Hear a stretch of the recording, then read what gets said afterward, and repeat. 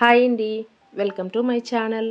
ముందుగా ఎవరైనా first time ఈ ఛానల్ చూస్తూ ఇంకా ఛానల్ని సబ్స్క్రైబ్ చేసుకోకుండా చూస్తున్నట్లయితే ప్లీజ్ ఛానల్ని సబ్స్క్రైబ్ చేసుకొని అలాగే వీడియోకి ఒక లైక్ ఇచ్చి అలాగే వీడియోకి హైప్ పాయింట్స్ ఇవ్వండి. దానివల్ల నాకు వీడియోలు ఇంకొద్దిగా ఎక్కువ మందికి రికమెండ్ అయ్యి హెల్ప్ అవుతుందన్నమాట.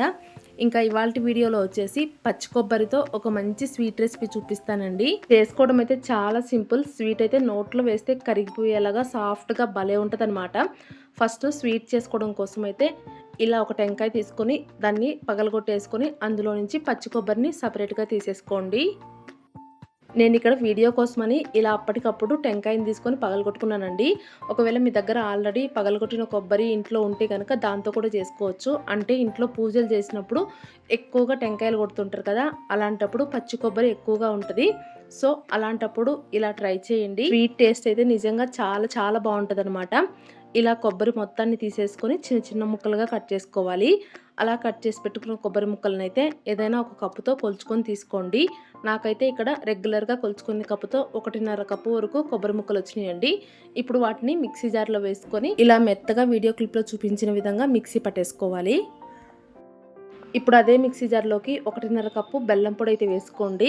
ఇక్కడ స్వీట్ని మనం ఓన్లీ కొబ్బరితోనే కాకుండా శనగపిండి కూడా వాడుకుంటామండి. సో దానికి తగినట్లుగా ఇక్కడ నేనైతే బెల్లం అయితే తీసుకున్నాను. శనగపిండి ఎంత వేసుకోవాలనేది వీడియో మధ్యలో చెప్తాను. వీడియోని అయితే స్కిప్ చేయకుండా చూడండి. అలా బెల్లం పొడి వేసుకొని రెండింటిని కలిపి మిక్సీ పట్టుకున్నారంటే ఇలా ఒక పేస్ట్ లాగా రెడీ అయిపోతుంది అనమాట. ఇప్పుడు దాన్ని పక్కన పెట్టేసుకొని స్టవ్ పైన ఒక ప్యాన్ పెట్టుకొని అందులోకి ఒక టేబుల్ స్పూన్ నెయ్యి వేసి నెయ్యిని అయితే వేడెక్కనివ్వండి. ఆ తర్వాత ఒక 10 బాదం పప్పులు వేసి ఫస్ట్ బాదం పప్పుల్ని లైట్గా ఫ్రై చేసుకోవాలి. బాదం పప్పులు ఇలా లైట్గా కలర్ చేంజ్ అయిన తర్వాత అలాగే ఒక 10 జీడిపప్పులు కూడా వేసుకొని వాటిని కూడా లైట్గా కలర్ చేంజ్ అవ్వనిచ్చి తీసేసుకోండి. ఇక్కడ బాదం పప్పులు జీడిపప్పులు జస్ట్ గార్నిషింగ్ కోసమేనండి.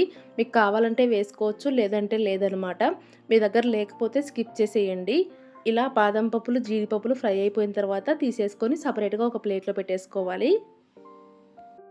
ఇప్పుడు అదే నెయ్యిలోకి మనం ఏ కప్పుతో అయితే కొబ్బరి బెల్లం ఇవన్నీ కొలుచుకుంటున్నామో అదే కప్పుతో 1 కప్పు శనగపిండి వేసుకోండి.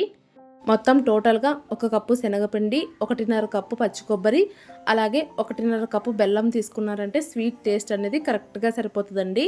ఇంకా ఇలా స్వీట్లో శనగపిండి వేసుకోవడం వల్ల స్వీట్ టేస్ట్ అయితే సూపర్గా ఉంటుందన్నమాట.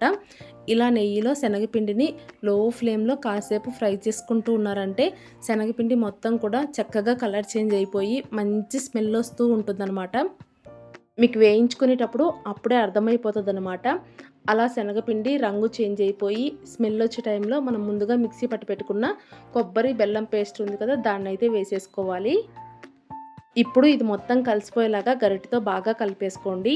అలాగే మంటనైతే పూర్తిగా సిమ్లో పెట్టేసుకోండి. ఇలా కలుపుకుంటూనే మధ్య మధ్యలో కొద్ది కొద్దిగా పాలు యాడ్ చేసుకుంటూ కలుపుకుంటూ ఉండాలి. పాలు అయితే ఎక్కువగా పట్టవండి, చూసుకొని యాడ్ చేసుకోండి. అలాగే పాలు వేసుకునేటప్పుడు కాచి చల్లార్చిన పాలు వేసుకోవాలి. ఇలా పాలు వేసుకుంటూ కలుపుకుంటూ ఉన్నారంటే స్వీట్ మళ్ళీ లూజ్గా అయిపోతుంది అనమాట. మీరు ఇక్కడ గమనించినట్లయితే శనగపిండి అక్కడక్కడ ఉండల్లాగా ఉంది కదా, దాన్ని మనం ఉడికించుకుంటూ గరిటెతో స్మాష్ చేసుకుంటూ కలుపుకున్నామంటే కరిగిపోతాయండి. సో స్వీట్ ఉడికేటప్పుడే ఇలాంటి విస్కర్ తీసుకొని బాగా కలుపుకుంటూ ఉండండి. ఆ ఉండలు మొత్తం కూడా బాగా స్మాష్ అయిపోతాయి అన్నమాట. ఇలా ఒక 10 నిమిషాల పాటు మంటని సిమ్లో పెట్టుకొని కలుపుకుంటూ ఉన్నారంటే స్వీట్ మొత్తం కూడా బాగా దగ్గరికి వచ్చేసి కలర్ కూడా చేంజ్ అవుతూ ఉంటుంది. మీరు గమనిస్తున్నారు కదా, కలర్ చేంజ్ అయిపోయింది, ఇంకా స్వీట్ కూడా దగ్గరికి వచ్చేసింది. ఇలా కాస్త దగ్గరికి వచ్చిన తర్వాత ఇప్పుడు అందులోకి కొద్ది కొద్దిగా నెయ్యి వేసుకుంటూ కలుపుకుంటూ ఉండండి. ఇలా నెయ్యి వేసుకోవడం వల్ల టేస్ట్ అయితే చాలా బాగుంటుంది అనమాట. ఇలా నెయ్యి వేసుకొని సిమ్లోనే కలుపుకుంటూ ఉన్నారంటే మొత్తం అంతా దగ్గరికి అయిపోయి ప్యాన్ నుంచి సపరేట్ అవ్వడం స్టార్ట్ అవుతుంది. స్వీట్ చేసేటప్పుడు మీరు దగ్గరుండి గమనించుకుంటూ ఉండండి, మీకు అప్పుడే అర్థమైపోతుంది. ఇక్కడ చూస్తున్నారు కదా, స్వీట్ మొత్తం కూడా ప్యాన్ నుంచి సపరేట్ అవుతుంది. ఇలా సపరేట్ అయ్యే టైంలో స్టవ్ ఆఫ్ చేసేసి కిందికి దించేసుకోండి. ఇప్పుడు ఈ స్వీట్ మొత్తాన్ని నెయ్యి రాసి పెట్టుకున్న గిన్నెలోకి సర్దేసుకోండి. స్వీట్ చేసుకునేటప్పుడు ముందుగా గిన్నెకు మొత్తానికి నెయ్యి అప్లై చేసేసుకొని ఇలా మొత్తం అంతా సర్దేసుకున్న తర్వాత ఇప్పుడు వీడియో క్లిప్లో చూపించిన విధంగా గిన్నెని ఒక 2-3 సార్లు ట్యాప్ చేయండి. స్వీట్ మొత్తం కూడా సమానంగా సర్దుకుంటుంది అనమాట. అలా సర్దుకున్న తర్వాత ఇప్పుడు ఈ స్వీట్ని మూత పెట్టేసి ఫ్రిడ్జ్లో పెట్టేసి 1 గంట 2 గంటల పాటు వదిలేసేయండి. స్వీట్ చక్కగా సెట్ అయిపోతుంది అనమాట. ఇలా సెట్ అయిపోయిన స్వీట్ని ఫస్ట్ సైడ్ అంచులన్నింటినీ లూజ్ చేసేసుకొని ఆ తర్వాత ఏదైనా ప్లేట్లో రివర్స్లో బోర్లు ఇచ్చేసి పైనుంచి ఇలా కాస్త గట్టిగా ట్యాప్ చేయండి. ఈజీగానే ఊడొచ్చేస్తుందనమాట. చూసారు కదా స్వీట్ ఎంత బాగా వచ్చిందో. ఇప్పుడు ఈ స్వీట్ని మీకు నచ్చిన షేప్లో కట్ చేసుకొని తినేసేయడమే. నేనైతే ఇక్కడ అన్నింటినీ స్క్వేర్ షేప్లో కట్ చేసుకున్నాను అనమాట. అలా కట్ చేసి పెట్టుకున్న తర్వాత మనం ముందుగా వేయించుకున్న బాదం జీడిపప్పులు ఉన్నాయి కదా, ఇలా గార్నిషింగ్గా పెట్టుకున్నామంటే చూడ్డానికి బాగుంటాయి. ఇంకా స్వీట్తో పాటు పిల్లోళ్ళు ఆ బాదం జీడిపప్పు కూడా తినేస్తారనమాట. చూసారు కదండి, చాలా సింపుల్గా పచ్చి కొబ్బరితో స్వీట్ తయారు చేసుకోవచ్చు. టేస్ట్ అయితే సూపర్గా ఉంటుంది. నోట్లో ఇలా పెట్టంగానే అలా కరిగిపోతుంది అనమాట. ఇంట్లో ఎప్పుడైనా పచ్చి కొబ్బరి ఎక్కువగా ఉన్నప్పుడు ఇలా ట్రై చేయండి, సూపర్గా ఉంటుంది. ఇలా స్వీట్ రెడీ అయిపోయిన తర్వాత బయట పెట్టేసేయకుండా ఏదైనా ఎయిర్‌టైట్ బాక్స్‌లో వేసుకొని ఫ్రిడ్జ్‌లో పెట్టుకున్నారంటే ఒక 1 వీక్ వరకు ఉంటాయండి. ట్రై చేయండి. ట్రై చేసి మీకెలా వచ్చాయనేది ఖచ్చితంగా కామెంట్ చేసి చెప్పండి.